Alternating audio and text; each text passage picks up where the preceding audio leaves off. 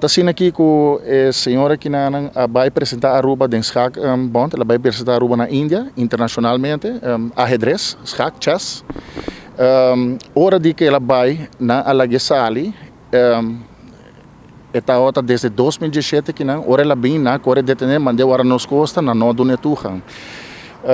Tem roupa que passa atualmente a senhora que não está detenida na Guaranos Costa, está em boa instelling, então tem roupa que passa com não está de acordo com a procedura não que tem que vai uma pessoa vai representar a Aruba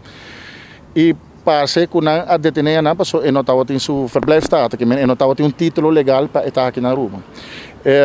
Essa é a situação que está passando atualmente e pensei não sabia apresentar na corte de falou por forcinha um caso sumário administrativo de Bestuursrecht para assinar nos por la que da guarda passou é uma petição andando aqui na Aruba de permisso.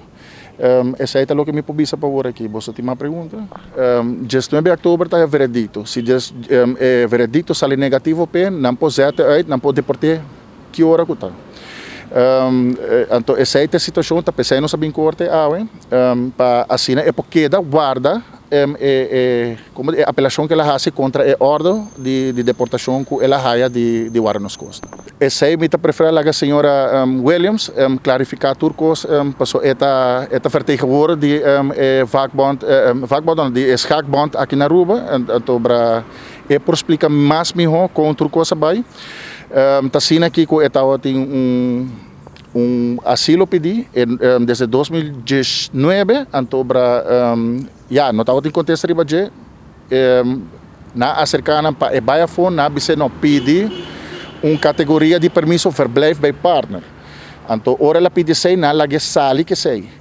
pero den ordem de deportação tá bise que ambtenaar de imigração no alle top tá pensei ela lage sali mas não o aco de 2017 e não estava tem título e estava tem petição para asilo pero esse em que ela ele em ieder geval pensei ela vai busca outra categoria de permisso na Dimas que está verblijf parte então a base de sei na lage sali pero não a registrele tem roupa de procedura que vai roupa malo que não